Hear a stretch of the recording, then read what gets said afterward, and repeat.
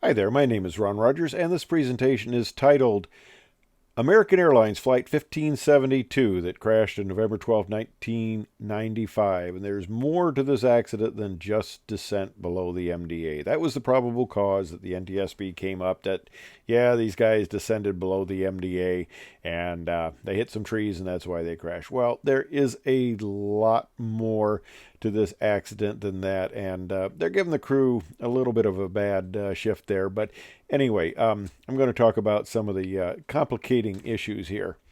Now, this flight occurred on November 12, 1995, and it was going from Chicago O'Hare to Bradley, Windsor Locks. And it was delayed a couple of hours due to weather, and it departed just about a little bit after 11 o'clock Eastern time out of Chicago O'Hare, and they're heading on over to Bradley there. Now, the weather that they had gotten there wasn't too bad. I mean, in certain respects, okay?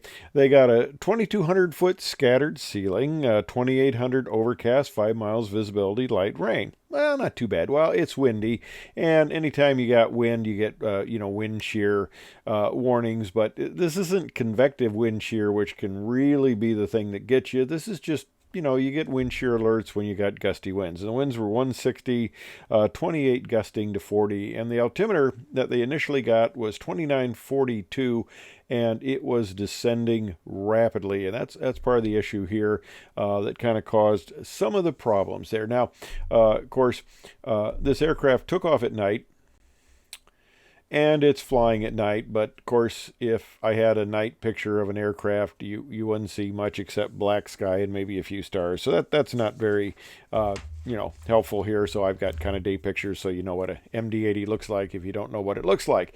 And okay, I flew for Brand X. We called American Brand X, but I flew for United. And as a very, very early pilot, I'm getting on a jump seat on an American MD-80. And I'm not going to get into all the weird stuff they do with QFE and QFH, setting it to field elevation. Now, when I fly my aerobatic aircraft, I have one altimeter set to field elevation, and the other one in my G5 I have set to QNH. So if anybody asks me my altitude, and they're expecting me to tell them what it is above sea level, not above the airport elevation, and it's pretty confusing. And I walk into that cockpit there to jump seat, and I look at their altimeters reading 0 at O'Hare, and the captain can see the shock in my face, so he sort of he laughed and he says, "I need to tell you about our altimeter." So he explains that thing, and then I'm kind of looking at the cockpit and I go, what do you guys have a rear view mirror for? I mean, when the door's shut, you can't see anything. And it goes, "Oh, that's for the magnetic compass. It's back here. You're kind of standing in the way." And he shows me where the magnetic compass is, and you use the mirror to read it. Okay, McDonnell Douglas. That's one heck of an airplane you designed there. But anyway, I digress. And somebody suggested I should market a line of I digress t-shirts. But anyway, okay.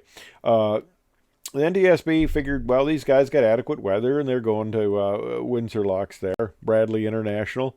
Of course, it was always funny when you're a new co-pilot and the captain says, "Well, we're going to Windsor Locks," and you go looking for the approach plate and you can't find it, and the panic sets in, and he goes, "Well, it's under Bradley International." Okay, 624 is the main runway. That's the long one. That's the one you come into.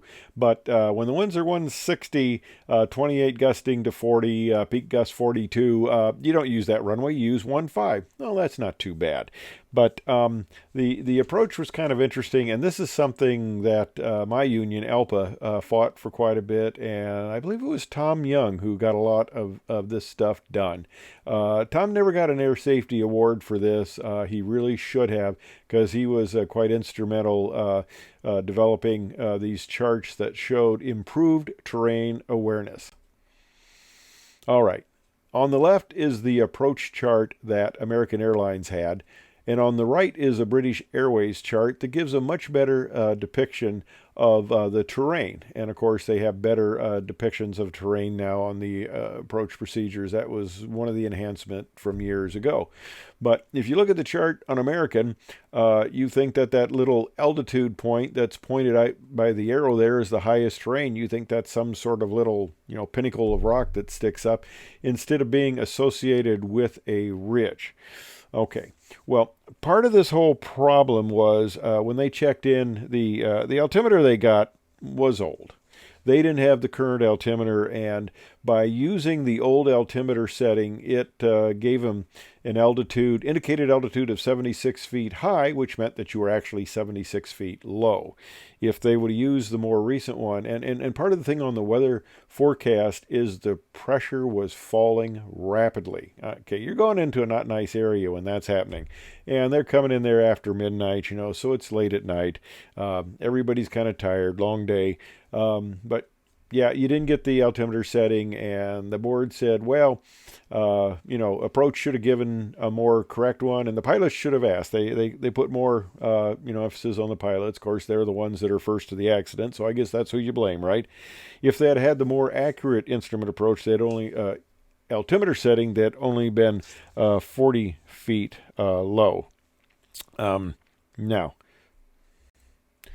So here they are coming in. Now, basically, they have a weather forecast that's essentially VFR, 2,800, 2,200 scattered to 28, 5 miles. That's VFR. It's night VFR, which isn't wonderful, but, you set up for the approach. But, if you're coming in like that, the approach you would consider is kind of a backup to what you're doing, especially a non-precision approach, because those are kind of a pain in the butt, especially the way we used to fly them with the dive and drive, which, thank goodness, pretty much gotten away from that because that is really not the way to do it. Even my Cessna Turbo 310R has the setup in the autopilot and the Garmin instrumentation to give me a pseudo glide path, which is really cool.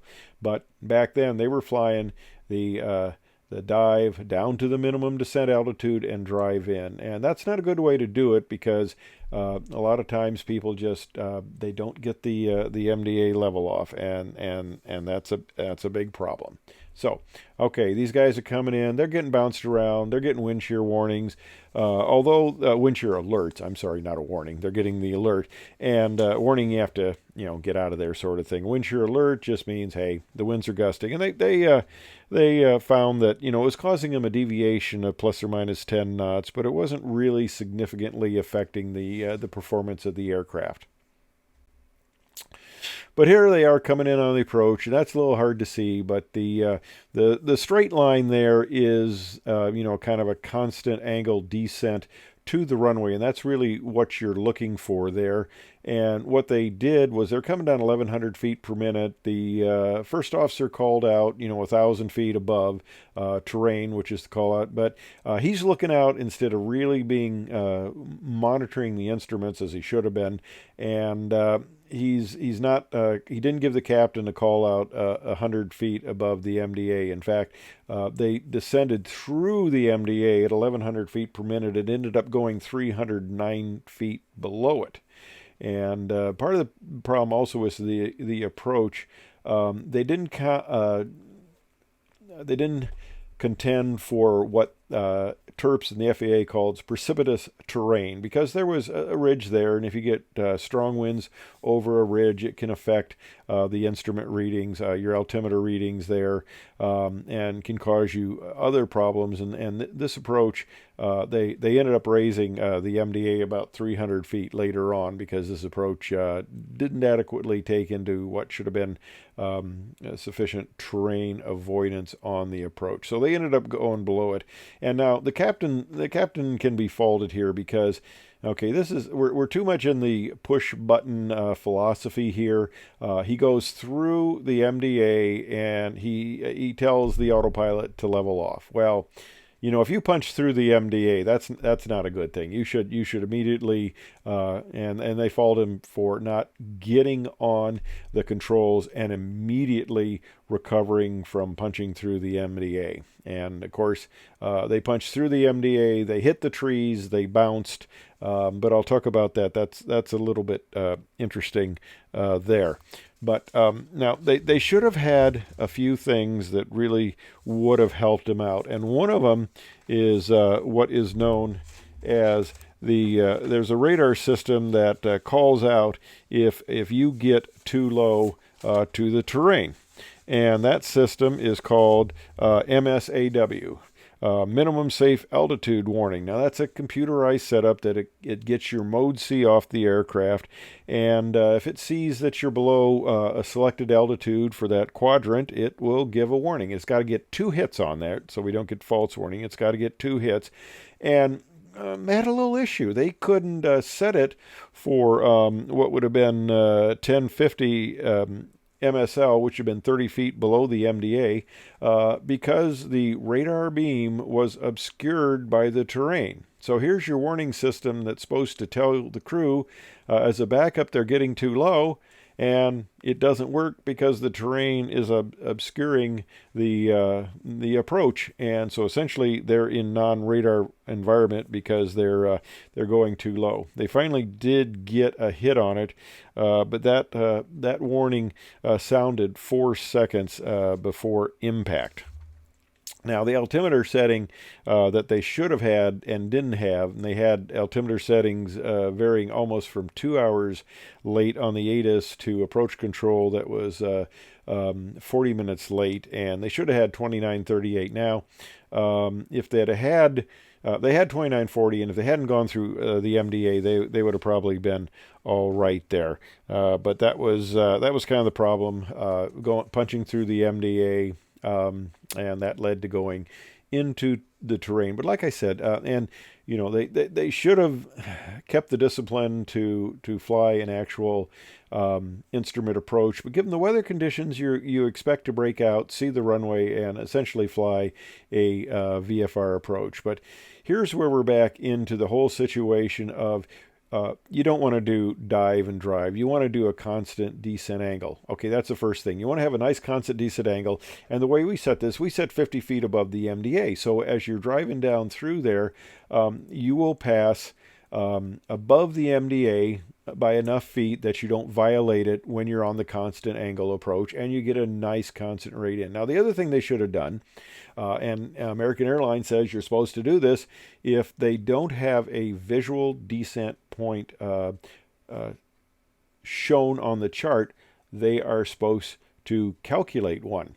And we were taught in the Air Force how to do that and stuff like that. It's supposed to give you an appropriate, 3-degree roughly slope to the runway. And basically what you do is, if you're doing a dive and drive approach, you get down the MDA and you drive in, and you don't start looking for anything.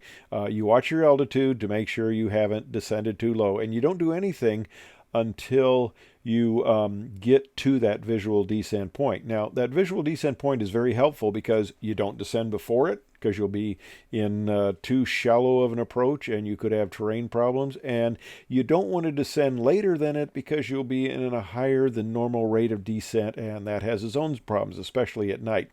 Now, the interesting thing about this, that light rain that was called on ATIS ended up being heavy rain, and that obscured their visibility and was probably part of the problem here. But it was also impacting the tower. The windows were leaking, and so the tower essentially evacuated. The FAA says, yeah, that's fine. They should. NTSB said, yeah, you should have. It was bad.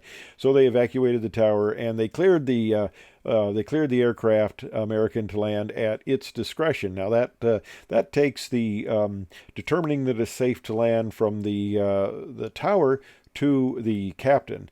And had a situation like that. Student in the T-38 at Oklahoma Advance. Okay, I'm digressing here. Hey, you want to buy a T-shirt? I should make these. Okay, T-38 student, and it's always blowing in Oklahoma, and we had a kind of a storm come through, a windstorm, and it actually sucked a window out of the control tower Advance, and the control tower is saying, you're all cleared to land. be careful, we're evacuating the tower. So we got a bunch of solo students out there going, okay, who's going to go in first to land? And we ended up using, we had cross runways at the time. I think those are gone now, but we had cross runways we could use for extremely strong winds, but the T-38 handles crosswinds very well. Okay, I digress. Someday you may get a t-shirt.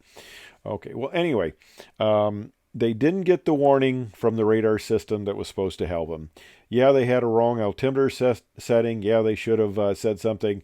Yes, they shouldn't have descended before the VDP. That was probably one of the more serious errors.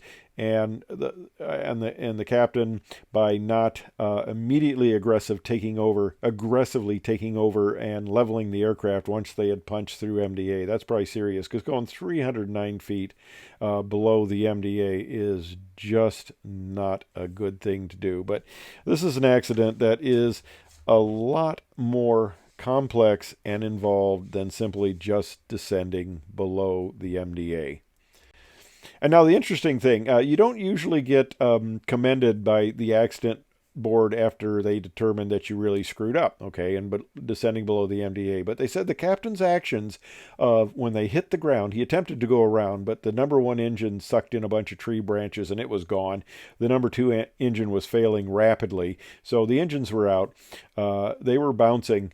They bounced off the tree impact. I mean, this is better be lucky than good sort of thing, because there was only one passenger that was somewhat slightly injured in this whole thing. And you look at this and you go, man, that's pretty amazing. But the fuselage is quite intact there. But when they hit the ground, the captain hit 40 flaps down to balloon the aircraft, and everybody who's a pilot knows how that kind of works. So he actually got a balloon out of it. They said if he hadn't have done that, they would have most likely impacted short of the runway in a much worse terrain situation, and the loss of life could have been much greater. So that is this accident. And like I said, I think there's a lot more that you can read into it other than just the basics of the accident report that says they went below MDA. Anyway, those are my thoughts on it. I hope you found it interesting and informative, and thanks for watching. And someday I'll have t-shirts. Thanks for watching.